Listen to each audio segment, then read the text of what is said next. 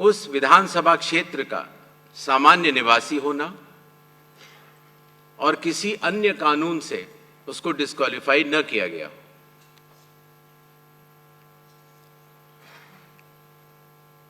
SIR की आवश्यकता के बारे में काफी चर्चा हो चुकी है, लेकिन फिर भी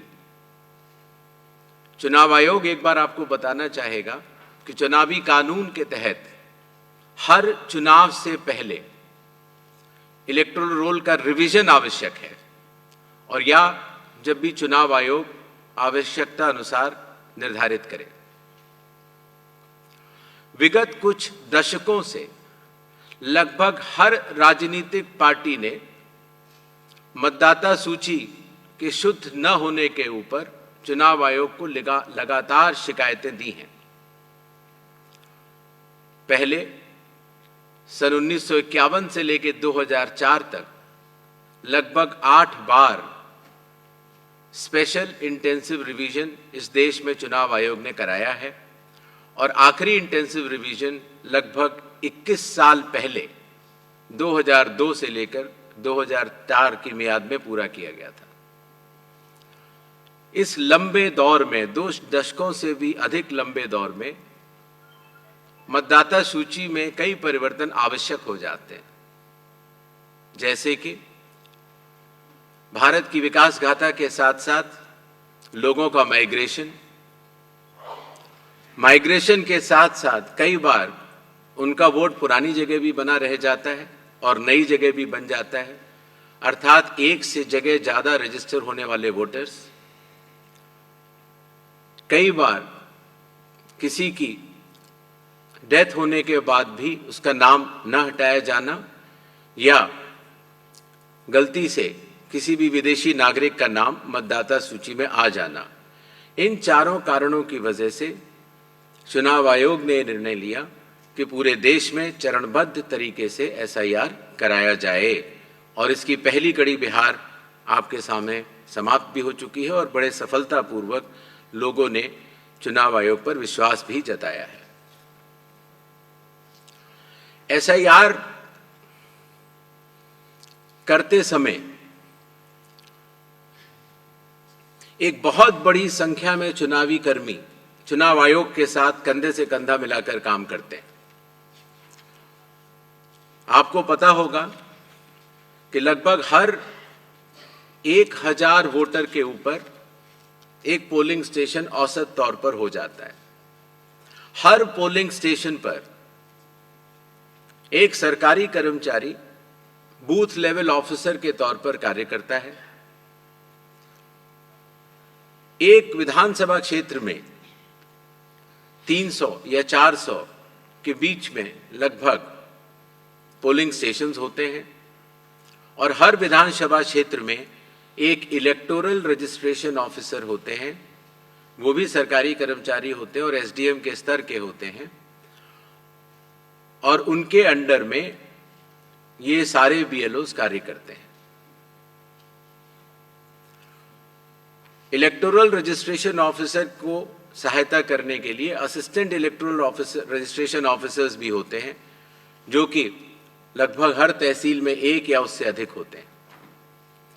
ईआरओ एक सब डिविजनल मजिस्ट्रेट के लेवल का अधिकारी होता है, जिसकी कानूनी जिम्मेदारी होती है कि वो मतदाता सूची ड्राफ्ट तैयार करे, जनमानस से मिले हुए क्लेम्स एंड ऑब्जेक्शंस को रिसीव करे और उनके ऊपर एक निर्णय ले, और उसके बाद एक फाइनल मतदाता सूची प्रकाशित करे। ईआरओ के इस निर्णय के बाद, अर्थात फाइनल मतदाता सूची प्रकाशित करने के बाद, अगर किसी भी सिटीजन ऑफ इंडिया को, उस विधानसभा क्षेत्र में रहने वाले किसी भी मतदाता को अगर कोई भी अपील करनी हो तो वो उस जिले के जिला अधिकारी के पास कर सकता है, और अगर वह जिलाधिकारी के निर्णय से भी असंतुष्ट हो तो उस राज्य के चीफ इलेक्टोरल ऑफिसर के पास अपनी सेकंड अपील दायर कर सकता है। यह मैं इसलिए आपको बता रहा हूं कि बिहार में सभी राजनीतिक दलों के साथ मिलकर जब एसआईआर हुआ, उसके बाद जो जिला मजिस्ट्रेट्स के पास अपील आई 38 जिलों में, वह शून्य थी।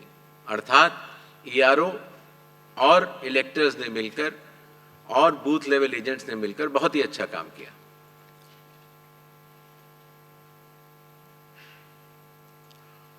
एसआईआर के समय ईआरओज और एईआरओज मिलकर सबसे पहला जो काम करेंगे वो इन्यूमरेशन फॉर्म्स को प्रिंट करेंगे।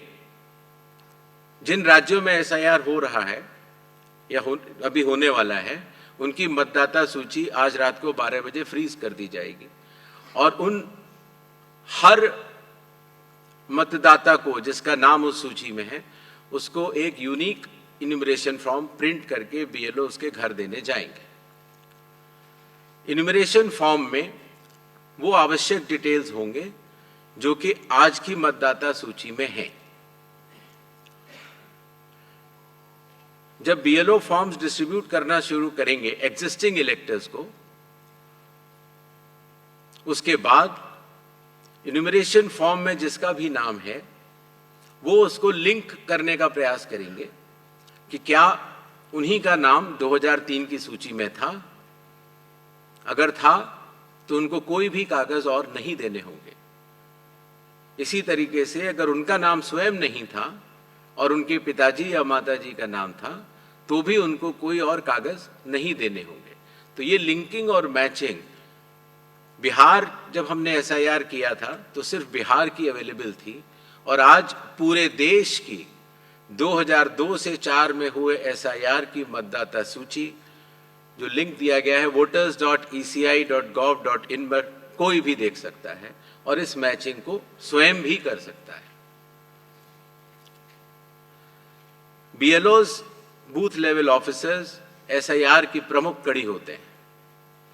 जब वो घर जाते हैं तो कई बार ऐसा भी हो सकता है कि किसी और व्यक्ति की उम्र उस घर में 18 साल के ऊपर की हो गई हो, तो हाथ की हाथ उसी समय वो उनका फॉर्म 6 भी भरवा लेंगे और डिक्लेरेशन भी ले लेंगे और उसकी मैचिंग और लिंकिंग भी पुराने एसआईआर से कर लेंगे।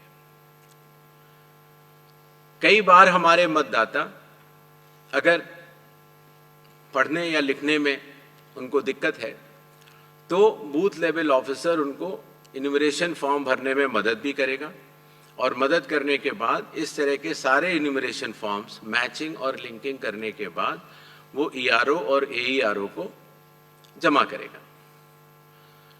कई बार एक बार जब बूथ लेवल ऑफिसर घर जाता है तो या तो कुछ मतदाता अवेलेबल नहीं होते या कहीं गए होते हैं और या उनको मैचिंग या लिंकिंग करने में कोई समय लग रहा हो, तो ऐसे केस में बूथ लेवल ऑफिसर्स दूसरी बार भी जाएंगे और तीसरी बार भी जाएंगे।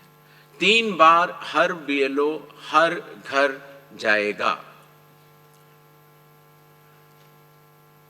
जो प्रवासी लोगों की समस्या को हटाने के लिए, जो राज्य से कुछ समय के लिए बाहर गए हुए हैं लेकिन वहीं के सामान्यतः रहने वाले हैं, वो ऑनलाइन भी भर सकते हैं।